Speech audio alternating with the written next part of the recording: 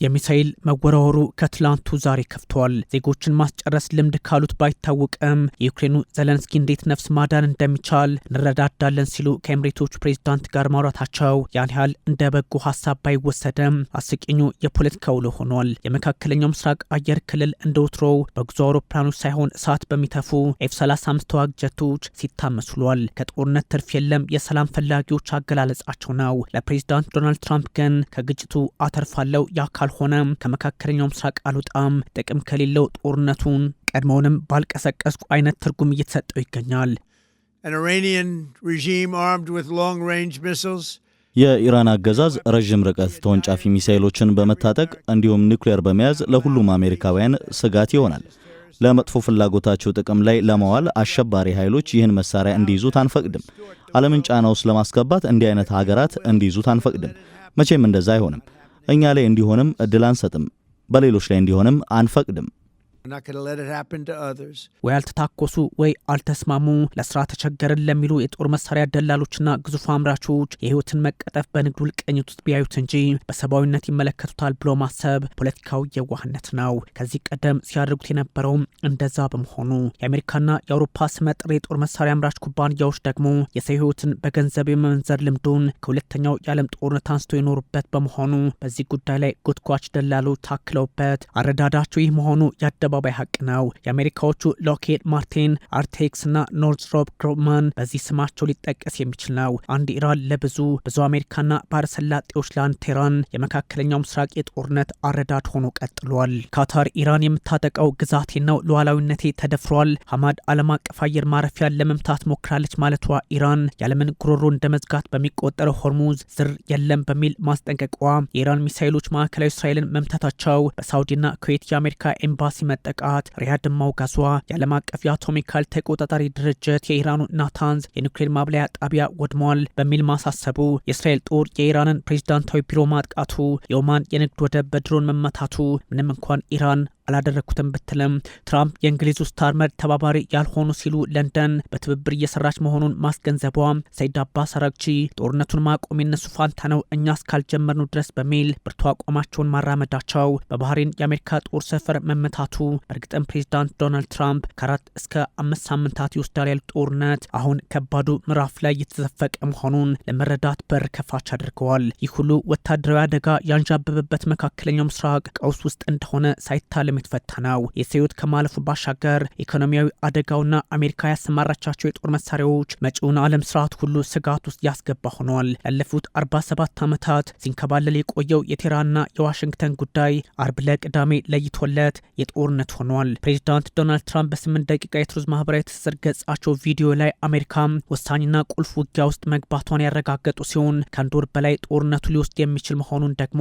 አስገንዝበዋል። ኢራን መቼውንም ቢሆን የኒውክሌር ጦር መሳሪያ እንዳይኖራት የማድረግ ውጥናችን ውጤት ነው በሚልም ሪፐብሊካኑ ሀሳባቸውን ለማጋራት ሞክረዋል። ቴህራን ደግሞ ስለመጣችሁብኝ ወደኋላ የማፈገፍገው አንዳች ጉዳይ የለኝም በሚል የሙጠኝ እንዳለችባቸው ነው። በእርግጥ አሁን ላይ ኢራን ከግራም ከቀኝም የሚመጣውን ሁሉ በሚሳኤል ለማስቀረት የምትሄድበት ርቀት ምን ያህል ብርቱ የሚሳኤል ስርዓት ግንባታ ላይ እንደቆየች የሚጠቁም መሆኑ ትራምፕና ኔታንያሁ ከኒውክሌር ባሻገር ሚሳኤልም ያስፈራናል ማለታቸውን የሚያረጋግጥላት ሆኗል። ለዚህም ሳይሆን አይቀርም ትራምፕ የቴህራን ሚሳኤሎች ወደ አፈር እንቀላቅላቸዋለን ያሉት። በእርግጥ ኢራን እንዳሰቡት በቀላሉ ሸብረክ የምትል እንዳልሆነች እየተነገረ ነው። ዱላው የበረታባት ኢራን ሌላ መንገድን መምረጥ ሊኖርባት እንደሚችል ከፕሬዝዳንት ማሱድ ፔዜሽኪያን ይልቅ በተደጋጋሚ ወደ አደባባይ ብቅ በማለት የኢራንን አይበገሬነት እያስታወሱ የሚገኙት ሰይድ አባስ አራግቺም ቢሆኑ አምነናቸው ከድተውናል፣ ለድርድር አንቀርብም ማለታቸውም የሁኔታዎችን መልካቸውን እየለወጡ መሄድ በግልጽ የሚያሳይ አድርጎታል። There would be no victory for anybody. ማንም አሸናፊ አይሆንም። የአውዳሚ ጦርነት ነው የሚሆነው። እንዳለመታደል የአሜሪካ ጦር ሁሉም ቀጠና ጫና ውስጥ ይገባል፣ በጦርነቱም ተሳታፊ ይሆናል። በእርግጥ እኛ ተዘጋጅተናል። ለሁለት ምርጫዎች ዝግጁ ነን፣ ለጦርነትና ለሰላም። War, God forbid. ፔንታጎን ኦፕሬሽን ኤፒክ ይለዋል ዘመቻውን። የአሜሪካ ማዕከላዊ እዝ ሴንትኮም በተለይም ይህን ጦርነት በመምራት ሚናውን እየተወጣ ይገኛልና የኢራንን 11 የጦር መርከቦች አውድሜያለሁ ብለዋል። 21 አገራትን ሰሜን አፍሪካን፣ መካከለኛው ምስራቅን፣ ደቡባዊ ኤዥያንና ማዕከላዊ ኤዥያን የሚያካትተው ኃይል ማለት ነው። የኢራን አብዮታዊ ዘብ በገልፍ አገራትና በመካከለኛው ምስራቅ ያሉ ከ27 በላይ የአሜሪካ ጦር ሰፈሮችን መትቻለሁም ብለዋል። ከ1250 በላይ ኢላማዎችን ኢራን ውስጥ ፔንታጎን መምታቱንም አሳውቀዋል። ኢራንም የራሷን አቋም እየወሰደች ይገኛል። በቀዳሚው ዘመቻ የአየር ባህር እግረኛና የሚሳኤል ኃይሉን አሜሪካ አሳትፋለች። ለዚህም ነው ኢራን ይህ ሁሉ አደጋ ተጋርጦባት አሁንም መፋለሟ አስደናቂ ነው እየተባላት የሚገኘው። አሁን እርምጃ ለመውሰድ የወሰንበት ምክንያት የኒውክሌርና የሚሳኤል ጣቢያዎቻቸው ላይ ጥቃት ብንሰነዝርም ትምህርት ባለመውሰዳቸው ነው። ምክንያቱም ለመለወጥ አይፈልጉም። በዚህ ጉዳይ ላይ ጽንፈኞች ናቸው ማለት የአሜሪካን ስለማውደም። ስለዚህ ያረጉት አዲስ ጣቢያና የምድር ውስጥ ዋሻ መገንባት ነው። ታዲያ አያቶላ አሊ ኻሜኒ ህይወታቸውን ሲያጡ በመጀመሪያው ዙር የጥቃት ማዕበል የቴህራኑ ግቢ ከወደመ በኋላ ወይም ችግሮች እየተፈጠሩ በመቀጠላቸው እንደሆነም ተነግሯል። በኢራን ከ130 በላይ ቦታዎች በተሰነዘረ ጥቃት 800 የሚጠጉ ሰዎች ህይወታቸውን እንዳጡ የኢራን ቀይ ጨረቃ ጭምር አሳውቋል። የብራውን ዩኒቨርሲቲ የጦር ዋጋ ሪፖርት እንደሚያሳየው በጦር ድጋፍ ብቻ አሜሪካ ለእስራኤል ከ2023 ወዲህ $21.7 ቢሊዮን እንዳወጣች ይፋ ማድረጉ ይታወሳል። በእርግጥ ሪፖርቱ እዚህም እዛም የሚረግጥ ሊሆን ይችላል። አሜሪካ ከዚህ ግጭት ጋር በተያያዘ ከ31.35 እስከ 33.77 ቢሊዮን አውጥታለችም ተብሏል። እንደ አሜሪካው ማዕከላዊ እዝ ሴንትኮም መረጃ ዘመቻው ከ20 በላይ የጦር መሳሪያ ስርዓቶችን ዋሽንግተን እንድታሳትፍ አድርጓታል። ለምድር ለአየር ባህርና የሚሳኤል ኃይሉ እንደማለት ነው። የቀድሞው የሴንትኮም ዘመቻ ዳይሬክተር ኬቪን ዳኒገን እስራኤልና አሜሪካ ኢራንን በቻሉት አቅም ሁሉ ማጥፋት ነው ውጥናቸው ማለታቸው የሚያሳየው አንዳች ጉዳይ አለ። ኢራን አሁን መበርታት አለባት። የማትበረታ ከሆነ ችግሩ ይከብድባታል ነው።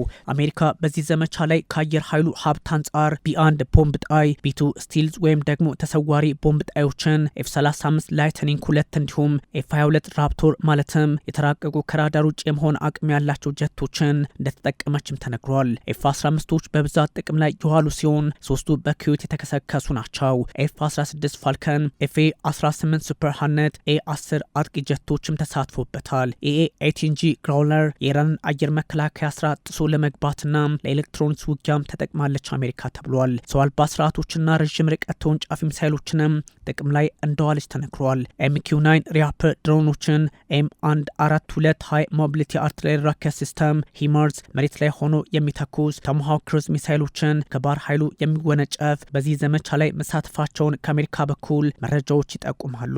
ታአድ ተርሚናል ሃይ አልቲቱድ ኤሪያ ዲፌንስ የኢራን ሚሳይሎችን ለመመከትም አሜሪካ እንደተጠቀመች ተነግሯል። የአሜሪካ ባህር ኃይልም የዩኤስኤስ ጀነራል አርፎርድና የዩኤስኤስ አብርሃም ሊንከንን ፔት ፔሴዶን ለስለላና ለባህር ላይ ቁጥጥር ለጭነትና ታንከሮች ሲ17 ግሎብ ማስተር ሲ130 ሄርኩለስና ሌሎች በአየር ላይ ነዳጅ የሚሞሉ እጅጉን እንደተሳተፉበትም ተነግሯል።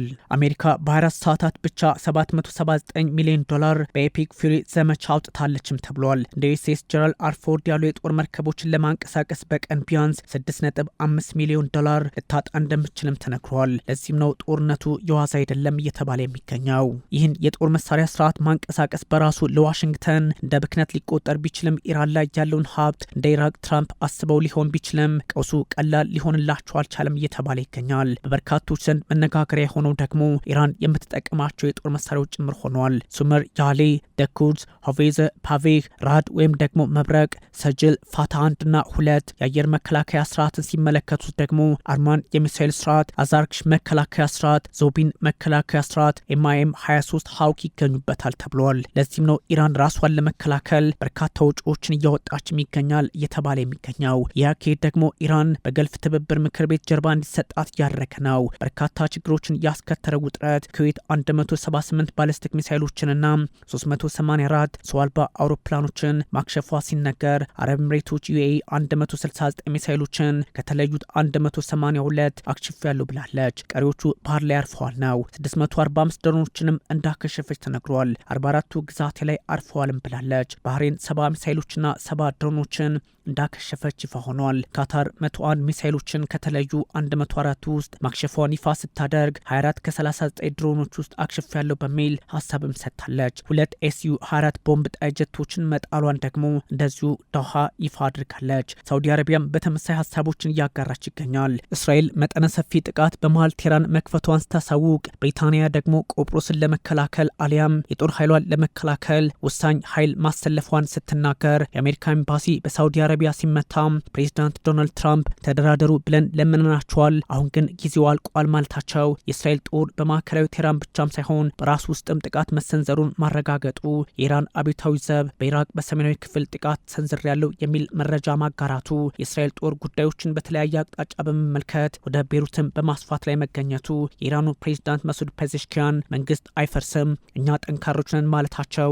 የሩሲያ ኃይሎችን በተለያየ አጋጣሚ ከኢራን በኩል ሊሆኑ የሚችሉበት እድል እየፈጠሩ ነው መባሉ፣ የዓለማችን ፖለቲካ ተወሳስቦ መቀጠሉን፣ ከመቼውም ጊዜ በላይ ግን መካከለኛው ምስራቅ ውጥረቱ እየከፋበት መሄዱን የሚጠቁሙ የቀጠናው ውሎ ሆኖ ተመዝግበዋል።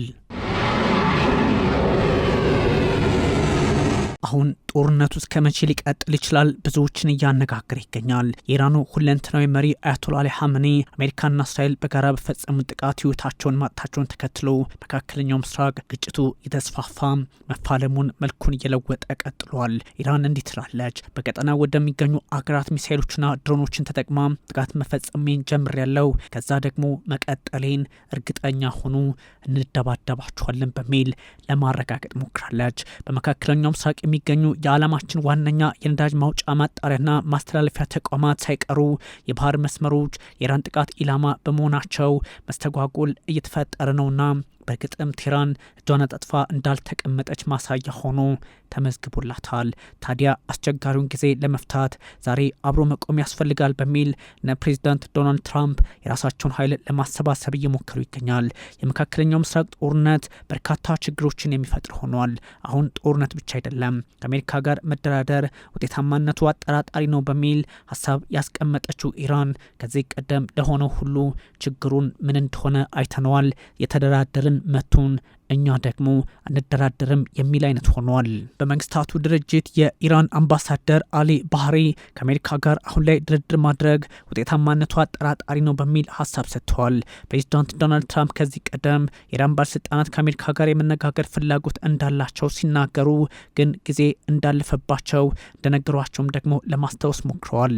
ፕሬዚዳንት ዶናልድ ትራምፕ ጉዳዩን ቀለል አድርገው ለማየት እየሞከሩ ነው። አሁን ችግር ተፈጥሯል የሚሉ ሀሳቦች ከግራም ከቀኝም መውጣታቸውን ቀጥለዋል። ከኢራኖች ጋር ከእንግዲህ መነጋገር አልፈልግም፣ እነሱ ፈለጉም አልፈለጉም በጣም ዘግይተዋል እያሉ ይገኛሉ ፕሬዚዳንት ዶናልድ ትራምፕ። ፕሬዚዳንት ዶናልድ ትራምፕ ኢራን ባለስልጣናት ከአሜሪካ ጋር የመነጋገር ፍላጎት እንዳላቸው ግን ደግሞ ጊዜው እንዳለፈባቸው ለማስረገጥ ሞክረዋል። ይህ እጅግ አስቸጋሪ ነው። በአሜሪካና በእስራኤል ላይ የሲኦል በሮች ይከፈታሉ በሚል ደግሞ የኢራን አብዮታዊ ዘብ ኃይል ሀሳብ ገልጸዋል። የኢራን መንግስት ዋነኛ ወታደራዊ ኃይል አይአርጂሲ እስላማዊ አብዮታዊ ዘብ ኃይል በመባል የሚታወቀው በአሜሪካና በእስራኤል ላይ የሲኦል በሮች ሁሉ ይከፈታሉ በሚል መዛታቸው ግልጽ ሆኗል። ይህ ደግሞ ጥቃትን በጥቃት አይነት የፖለቲካ ሳይሆን ወታደራዊ አቅም የማሳያ መድረክ ሆኖ ተመዝግቧል። ታዲያ መሪው ይህን ይላሉ። ውስጥ ላይ በተፈጸመ ጥቃት የተገደሉት የአብዮታዊ ዘብ ቃል አቀባይ ብርጋዴር ጀነራል አሊ ሙሐመድ ናኢም ጠላት ባሏቸው በእስራኤልና በአሜሪካ ላይ ሰራዊታቸው ቀጣይነት ያለው ጥቃት እንደሚፈጽም ተናግረውላቸዋል። ጀነራሉ ታስኒም ለተባለው የሀገሪቱ ዜና ወኪል ነው ይህን ያሉት። ታዲያ ኢራን ለተከፈተባት ጥቃት በተጠቃቻቸው ዘመናዊ ሚሳይሎች የሲኦል በሮች በአሜሪካና በእስራኤል ላይ በከፍተኛ ሁኔታ ይከፈታሉ። ይህን ደግሞ እንቀጥልበታለን፣ ማንም በሚያስቀምጠው ልክ ብቻ ሊሆን አይችልም፣ እኛም ጉልበት አለን በማለት ሀሳባቸውን አጋርተዋል። ጉዳዩ ሌላ አቅጣጫ እንዲኖረው ካልተፈለገ በስተቀር የመካከለኛው ምስራቅ ውጥረት አስቸጋሪ ሆኖ የመቀጠሉ ጉዳይ ሳይታለም የተፈታ ነው። ጦርነቱ 4ኛ ቀኑን ይዟል። አሜሪካና ኢራን እንደዚሁም እስራኤል ውጥረት ውስጥ ገብተዋል። በእስራኤል እንዲሁም በመካከለኛው ምስራቅ ውስጥ በሚገኙ የአሜሪካ ወዳጅ ሀገራት ላይ የምትፈጽመውን ሚሳይልና የድሮን ጥቃት አጠናክራ ለመቀጠል ቴህራን አሁንም ቁርጠኛ ናት ተብሏል። እስራኤል በኢራን ፕሬዚዳንት ጽህፈት ቤት ላይ ጥቃት መፈጸሟ ደግሞ እጅግ አስቸጋሪ ሆኗል። በሀገሪቱ የሰዎች ህይወት የመሞታቸው ጉዳይ እንደዚሁ ከፍ እያለ በሄደበት ሰዓት የወጣ መረጃ መሆኑም አነጋጋሪ ሆኗል። እስካሁን 800 የሚጠጉ ሰዎች ህይወታቸውን እንዳጡ ተነግሯል። በእርግጥ 787 ላይ የቆመ ነው ቢባልም ግን ደግሞ ያልተቆጠረው ሲዳመር ከዛም በላይ ይሆናል ጉዳዩ። የእስራኤል መከላከያ ኃይል አይዴፍ የቴህራን አመራሮች በሚገኙበት አካባቢ በፈጸመው የአየር ጥቃት የፕሬዝዳንቱ ጽህፈት ቤት ላይ ጉዳት ማድረሱን ይፋ አድርጓል። የእስራኤል መከላከያ በቴሌግራም ገጹ ላይ ባስቀመጠው ሀሳብ ይህን ብሏል። በፕሬዝዳንቱ ጽህፈት ቤትና በኢራን ከፍተኛ ብሔራዊ ደህንነት ምክር ቤት ላይ በርካታ የአየር ጥቃት ፈጽመናል፣ እናም ጉዳት አድርሰናል፣ ወድሟልም ብሏል። ወታደራዊ የስልጠና ተቋማት፣ ሌሎች የኢራን መንግስት ቁልፍ መሰረተ ልማቶች ላይ ጥቃት ተደርሷል፣ በቆም አካባቢም ይህ ሆኗል ተብሏል። በእስራኤልና በአሜሪካ ጥቃት የተገደሉት የኢራኑ ጠቅላይ መሪ ወይም ሁለንተናዊ መሪ አያቶላ አሊ ኻሜኒ ስራቸውን ያከናውኑ የነበረው አሁን ድብደባ በደረሰበት ግቢ ውስጥ እንደሆነ ተነግሯል። የእስራኤል መከላከያ ሚኒስቴር አይዲኤፍ ይህን ሀሳብ አስቀምጧል። እስራኤልና አሜሪካ ኢራን ላይ ጥቃት በመፈጸም 4 ቀናት ቢቆጠሩም ለመፍትሄ ሩቅ የሆኑ ጉዳዮች የተመለከተ ነው በሚል ለማረጋገጥ ሞክረዋል። አንዱ ለሌላው ስጋት የሆነበት መካከለኛው ምስራቅ መፍጠርን የፈጠረችው ራሷ እስራኤል ናት በሚል ክሱ ቀርቧል። እስራኤል በቤሩት ላይም በፈጸመችው ጥቃት ውድመቱ ከፍ እያለ መጥቷል። ለዚህ ደግሞ የመካከለኛው ምስራቅን ውጥረት ሌላ አቅጣጫ የሚያስገ መሆኑን ባሻገር በኦማን ወደብን ኢላማ ያደረገ የድሮን ጥቃት መፈጸሙ በተለያዩ አጋጣሚዎች ለኢራን ፖለቲከኞችም ችግር የሚፈጥር ነው ተብሏል። ፕሬዚዳንት ዶናልድ ትራምፕ የብሪታንያው ጠቅላይ ሚኒስትር ኬር ስታርመር ተባባሪ አይደሉም በሚል ሀሳብ መስጠታቸው እጅግ አነጋጋሪ ሆኗል። አሜሪካ በኢራን ላይ ለምትፈጽመው ጥቃት የዩኬው ጠቅላይ ሚኒስትር ያሳዩት አቋም ቸልተኛ ነው ብለዋል። አጋዥ እንዳልሆኑ ጠቋሚ ነው በሚል ፕሬዚዳንት ዶናልድ ትራምፕ ሸንቆጥ አድርገዋቸዋል። ያ ማለት ዲዬጎ ጋርሲያን በቻጎስ ደሴቶች ላይ ሰጡንና ኢራንን እንምታ ያሉበትን ሀሳብ በማስታወሳቸው ነው። ለዚህም ነው ጉዳዩ ተወሳሳቢ ነው እየተባለ የሚገኘው። በዩኔስኮ የተመዘገበው የቴህራኑ ጎላስታን ቤተ መንግስት ጥቃት ደርሶበታል መባሉ ደግሞ ሌላ የፖለቲካ ውጥረትና ከዓለም አቀፍ ሕግ አክባሪነት አንጻር ጥያቄዎች እንዲነሱ አድርገዋል። በኢራን ዋና ከተማ ቴህራን የሚገኝ ነበረ። ታሪካዊና በዩኔስኮ በቅርስነት የተመዘገበ ነው። የጎላስታን ቤተ መንግስት በመዲናዋ በተፈጸመው ጥቃት ጉዳት ደርሶበታል የሚለው መረጃ ኢራናውያንን ሊያስደነግጣቸው ችሏል። የደረሰውን ጉዳት ተከትሎ የዩኔስኮ ቅርሶች የሚያደርገው ጥበቃ አሳሳቢ እንደሆነ በይፋ ተቀምጧል። የሀገር ውስጥ መገናኛ ብዙኃን ማለትም የኢራን ይህን ጉዳይ በተለያየ አቅጣጫ ለማየት ሞክረዋል። እስራኤል በዚህ አልቆመችም። ወደ ሊባኖስ እግረኛ ጦሯን በማስገባት ተጨማሪ ቦታዎችን መቆጣጠሯ ተነግሯል። ይህ ደግሞ እጅግ አስቸጋሪ እንደሆነ ይጠቁማል። የእስራኤሉ ጠቅላይ ሚኒስትር ቤንያሚን ኔታንያሁ ጦሩ ወደ ሊባኖስ ዘልቆ እንዲገባ ትዕዛዝ በመስጠታቸውና ተጨማሪ ቁልፍ አካባቢዎች እንዲቆጣጠር መናገራቸው ጉዳዩን ፈታኝ አድርጎታል። የመከላከያ ሚኒስትሩ እስራኤል ካትስ ያስቀመጡት ሀሳብ ነው። እስራኤል እግረኛ ጦር ወደ ሊባኖስ እንዲገባ ያዘዘችበት ምክንያት አካባቢው ላይ ስጋት አለብኝ በሚል ምክንያት ነው። በኪዩት የሚገኘው የአሜሪካ ኤምባሲ መዘጋቱ ደግሞ ሌላ አቅጣጫ መካከለኛው ምስራቅ ውስጥ እንዳለ ለመገመት አያዳግትም። በኪዩት የሚገኘው የአሜሪካ ኤምባሲ ተጨማሪ መግለጫና ሀሳብ እስከሚሰጥ ድረስ አርፋችሁ ተቀመጡ ቤታችሁ በሚል ሰራተኞቹን አዟል። ኩዌት ውስጥ ያለው ኤምባሲንም ዘግቷል። በቀጠናው ያለውን ውጥረት በመጥቀስ መዘጋቱን በኤክስ ገጹ ላይ በመልእክት አስተላልፈዋል። ያ ማለት ኤምባሲው መደበኛና አስቸኳይ የሆኑ የቆንስላ ስራዎችና ቀጠሮዎች በሙሉ ዘግተናል በሚል ማስታወቂያ ለጥፈዋል። ለዚህ ደግሞ ምንድነው ችግሩ ተብሎ አይጠየቅም። ያው በግልጽ አሜሪካና ኢራን የገቡበት ውጥረት ነው፣ እስራኤልም ጭምር። በሪያድ የሚገኘው የአሜሪካ ኤምባሲ የድሮን ጥቃት ደርሶበት ደግሞ መውደሙ እጅግ አስቸጋሪ ሆኗል። የሳውዲ አረቢያ መከላከያ ሚኒስትር በሰጠው ሀሳብ ይህኛው አጋጣሚ ደግሞ ሌላ አቅጣጫ መካከለኛው ምስራቅ እንዲገባ ያደርጋል በሚል ሀሳብ ሰጥተዋል። ፕሬዚዳንት ዶናልድ ትራምፕ አሜሪካ ለተራዘመ ጦርነት የሚያበቃ የጦር መሳሪያ ክምችት እንዳላት መናገራቸው ደግሞ በእርግጥም ውጥረቱን በተለየ አቅጣጫ እየመዘኑት እንደሆነ ለመገመት አያዳግትም ሲል ቢቢሲ ዘግቧል። ፖለቲካዊ አካሄዱ ከትላንቱ ዛሬ መወሳሰቡን የሚያሳይም ነው ተብሏል። ታዲያ አሜሪካ ከ2001 ጀምሮ እንኳን ስንት ሀገራትን መታች፣ እንደዚሁም ደግሞ ምን አይነት ጥቅም በመታችባቸው ሀገራት ተመዘገበ የሚለውም በበርካቶች ዘንድ በትንታኔ የሚቀመጥ ሆኗል። ታዲያ እንደዚህ አይነቱ የፖለቲካ አውድ ከሊባኖስ እስከ ካታር፣ ከአረብ ኤሚሬቶች እስከ ሳውዲ አረቢያ፣ ከራሷ ኢራን እስከ አሜሪካ ስጋትን የሚደቅን ሆኗል። የእስራኤል ዓለም አቀፍ አየር ማረፊያ ቤንጎሪዮን ኤርፖርት አሁን ቀስ እያለ ወደ ስራ ተመልሷል ቢባልም ግን ደግሞ አምኖ የሚሄድ ጠፍቷል። ምክንያቱም ምክንያቱም በሆነ አጋጣሚ ኢራን መተኮሷ እየተረጋገጠ በመምጣቱ እንደዚህ አይነቶቹ ጉዳዮች እጅግ አስቸጋሪ ናቸው። ፕሬዚዳንት ቮሎዲሚር ዜሌንስኪ የዩክሬን ፕሬዚዳንትም ሀሳብ መስጠታቸው መነጋገሪያ ሆኗል። እስራኤል በዚህ አጋጣሚ የምትሄድበት ርቀት በተለያዩ ሁኔታዎች ያለውን ዓለም ሌላ ውጥረት ውስጥ የሚያስገባ ነው በሚል ሀሳብ ሰጥተዋል። የቻይናው የውጭ ጉዳይ ሚኒስትርና የእስራኤሉ የውጭ ጉዳይ ሚኒስትር በጉዳዮች ላይ ተነጋግረዋል። የቻይናው የውጭ ጉዳይ ሚኒስትር ዋንጊ ለእስራኤሉ የውጭ ጉዳይ ሚኒስትር ጌዲዮን ሳር ቤጂንግ ትቃወማለች በኢራን ላይ የተፈጸመውን ጥቃት በሚል ነግረዋቸዋል። በስልክ በተለያዩ ጉዳዮች ላይ ተወያይተዋል። በዚህ አይነት አጋጣሚ ደግሞ ዓለም መፍትሄ ልታገኝበት የምትችለውን ሁኔታ መፍጠር እንጂ የምን ማወሳሰብ የሚል ሀሳብ በመሰጠት ላይ ይገኛል። አሁን ጉዳዮች አንደኛው ሲተኩስ ሌላኛው ደግሞ እጅግን አስቸጋሪ የፖለቲካ ሂደት እንዳለው ሊያስቀምጥ ይችላል። የሩሲያ የውጭ ጉዳይ ሚኒስትር ደግሞ ከኦማን የውጭ ጉዳይ ሚኒስትር በድር አልቦሳይዲ ጋር ውይይት አድርገዋል። ሰርጌይ ላቭሮቭ ሁሉም ወገን ጉዳዩን ማቆም አለበት ወይም ደግሞ ማረጋጋት አለበት የሚል ሀሳብ ሰጡ ከማለት የተሻገረ እንደዚሁ ጠንከር ያለ አቋም አለማሳየታቸው እንዴት ነው የሩሲያ ጉዳይ የሚታየው የሚል ጥያቄም የሚያስነሳ ሆኗል። በእርግጥ ፖለቲከኞች የሚሄዱበት ርቀት ግራ ቀኝን የተመለከተ አንዱ ሌላውን የሚያይበት መንገድ ውስብስብ እየሆነ በመምጣቱ በዘመናዊ ፖለቲካ ስርዓት የተለመደ ሆኗል የሚል መረጃም እንደዚሁ ለመጋራት ግድ ብሎታል።